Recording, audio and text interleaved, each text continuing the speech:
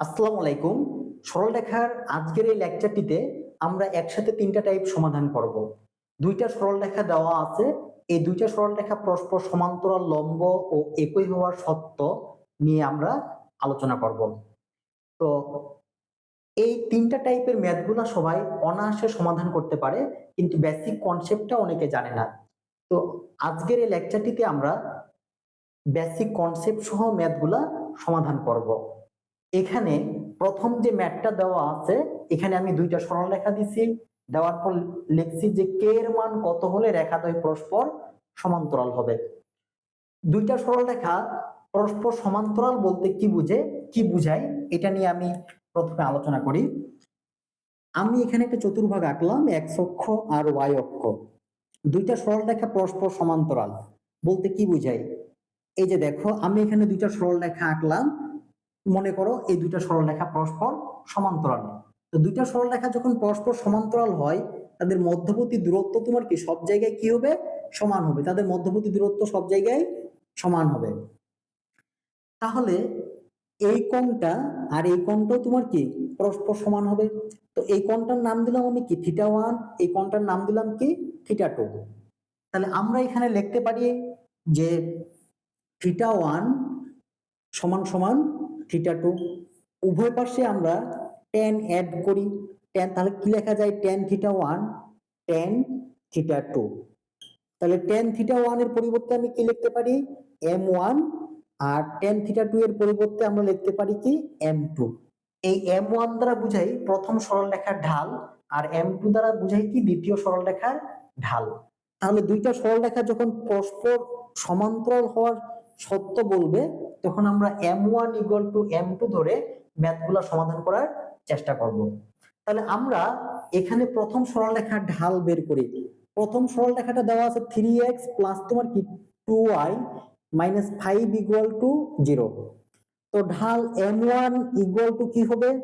Minus x এর সহগ। x এর সহগ কত? 3 ডিভাইডেড y এর সহগ। y এর সহগ কত? 2। এরপর ২ নম্বর সরলরেখাটা দেখো, 6x প্লাস তোমার কি ky মাইনাস c = 0। তাহলে এখানে m2 = কি হবে? মাইনাস x এর সহগ কত? 6 আর y এর সহগ কত?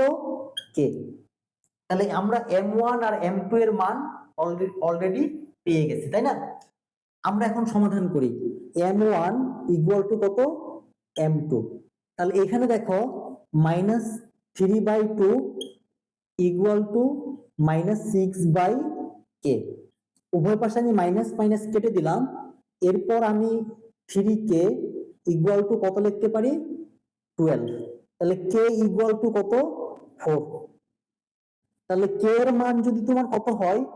4 হয়, তাহলে দুইটি সরলরেখা পরস্পর কি হবে? সমান্তরাল হবে। এটা গেল। এরপর আমরা যেটা নিয়ে আলোচনা করব, k এর মান কত হলে রেখাদ্বয় পরস্পর কি হবে? লম্ব হবে। তো দুইটা সরলরেখা পরস্পর লম্ব হওয়া বলতে কি বুঝায়, প্রথমে আমরা এই জিনিসটা ব্যাখ্যা করার চেষ্টা করি। এখানে দেখো, আমি প্রথমে একটা চতুর্ভাগ আঁকলাম। এটা x অক্ষ আর এটা তোমার কি y অক্ষ। আমি এখানে একটা সরলরেখা আঁকলাম, এটার নাম দিলাম কি আমি? লাইন 1, মানে ১ নাম্বার সরলরেখা। এখন এই সরলরেখার কোণটা দিলাম আমি কি? θ1। এখন এই সরলরেখার উপর আমি আরেকটা সরলরেখা আঁকবো, যেটা তোমার কি লম্ব। মানে কি, নতুন যে সরলরেখাটা আঁকবো, ওই সরলরেখা আর এই সরলরেখার মধ্যবর্তী কোণটা হবে কত? 90 ডিগ্রি। তাহলে আমি এখানে আরেকটা সরলরেখা আঁকি এই সরলরেখাটার উপর, যেটার মধ্যবর্তী কোণ 90 ডিগ্রি, মানে সাপোজ ধরো এইটুকু কত? 90 ডিগ্রি। তাহলে এখানে কোণটা, এই সরলরেখার জন্য কোণ হচ্ছে কোনটা? এখান থেকে এই পর্যন্ত। তাহলে এটার নাম দিলাম আমি কি? θ2। তোমরা সবাই জানো যে ত্রিকোণমিতিক কোণ সবসময় শুরু হয় তোমার কি x অক্ষের ধনাত্মক দিক থেকে, মানে এই পাশ থেকে এই পর্যন্ত। যেমন এটার ক্ষেত্রে এখান থেকে এই পর্যন্ত। তাহলে আমরা এখানে কি লিখতে পারি? আমরা এখানে লিখতে পারি এটা যে থিটা টু সমান সমান, এখানে এই পর্যন্ত এটা কত কত ডিগ্রি ছিল, 90 ডিগ্রি প্লাস, আর এইটুকু কত, থিটা ওয়ান। এখন আমরা উভয় পাশে tan যোগ করি, তাহলে কি লেখা যায়, tan theta to equal to tan 90 degree plus তোমার কত, থিটা ওয়ান, তাই না? আমি tan থিটা টু রেখে দিলাম। এখন এখানে দেখো, এখানে আমরা কিছু কাজ করব। তোমরা জানো যে 90 ডিগ্রি আর 270 থাকলে অনুপাত পরিবর্তন হয়ে যায়, ট্যানটা পরিবর্তন হয়ে কট, কট পরিবর্তন হয়ে ট্যান, সাইন পরিবর্তন হয়ে কস, কস পরিবর্তন হয়ে সাইন, তাই না? তো যাই হোক, ট্যানটা পরিবর্তন হয়ে তোমার কি হয়ে যাবে, কট হয়ে যাবে। আরেকটা জিনিস, এই যে ঘটনাটা 90 ডিগ্রি প্লাস থিটা ওয়ান, এটা কোন চতুর্ভাগে ঘটতেছে, দ্বিতীয় চতুর্ভাগে। তো দ্বিতীয় চতুর্ভাগে tan নেগেটিভ, তাহলে আমি এখানে প্রথমে মাইনাস নিয়ে নিলাম, তারপরে cot থিটা ওয়ান।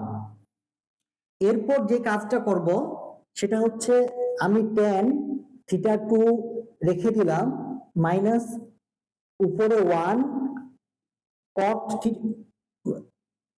মানে cot সমান সমান আমরা কি জানি বলতো, যে cot থিটা সমান সমান 1/tan থিটা, তাই না? তাহলে এখানে কি হবে, 1/tan থিটা ওয়ান। আমার এখানে জায়গা কম, এই জন্য আমি এখানে লিখতেছি। দেখো তোমরা সবাই, tan থিটা টু এর পরিবর্তে আমি কি লিখতে পারি, m2 ইকুয়াল টু মাইনাস উপরে 1 tan থিটা ওয়ান এর পরিবর্তে আমরা কি লিখতে পারি, এটা থিটা1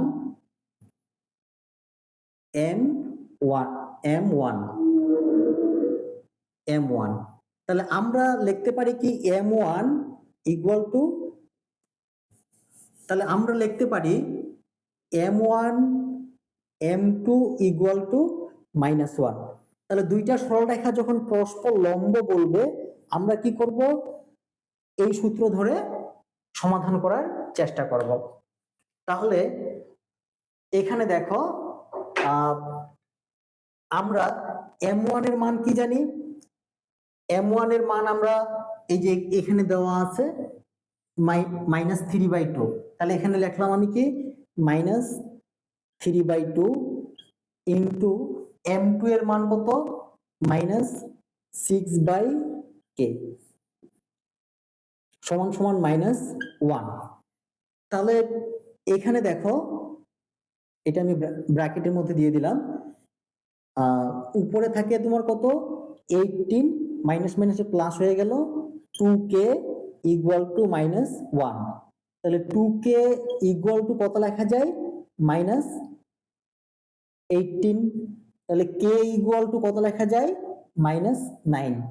তাহলে দুইটি সরলরেখা যদি পরস্পর লম্ব হয়, মানে এই সরলরেখা দুইটা যদি পরস্পর লম্ব হয়, তাহলে k এর মান কত হবে, k এর মান হবে -9। এরপর আমরা 3 নাম্বারটা সমাধান করব। 3 নাম্বারটা কি বলছে, যে সি এর মান কত হলে তোমার এই সমীকরণ দ্বয় একই সরলরেখা নির্দেশ করবে। তো দুইটা সমীকরণ একই হওয়ার সত্য কি বলতো, এদের এক্স এর সহগ ডিভাইডেড ওয়াই এর সহগ, মানে এইরকম a1 ডিভাইডেড a2, মানে এক্স এর সহগ ডিভাইডেড, প্রথমটার এক্স এর সহগ ডিভাইডেড দ্বিতীয়টার এক্স এর সহগ, তারপরে ইকুয়াল টু প্রথমটার ওয়াই এর সহগ ডিভাইডেড দ্বিতীয়টার ওয়াই এর সহগ, প্রথমটার ধ্রুবক পদ c1 ডিভাইডেড c2 হবে। এখন এখানে দেখো, a1 এর মান কত, 3, a2 এর মান কত, 6, তারপর তোমার কত, b1 কত, 2, তারপরে b2 কত, k, c1 কত, -5, আর c2 কত, -6। তাহলে আমার মান বের করতে হবে কার, আমার মান বের করতে হবে সি এর, তাই তাই না, আমার সি এর মান বের করা লাগবে এটার। তো যাই হোক, আমি এটা আর এটা নিয়ে কাজ করব, এটা নিয়ে এটার দরকার নাই, কারণ এগুলো তো প্রত্যেকটা তোমার কি সমান। তাহলে আমরা লিখতে পারি এই জিনিসটা যে 3/6 equal to -5 - c, minus minus কেটে দিলাম, তাহলে কি থাকে 3c ইকুয়াল টু 30, তাহলে c ইকুয়াল টু কত 10। তাহলে c এর মান যদি 10 হয় তাহলে এই সরলরেখা দুইটা তোমার কি একই হবে। তাহলে এই ভিডিওটা এই পর্যন্ত, দেখা হবে পরবর্তী ভিডিওতে।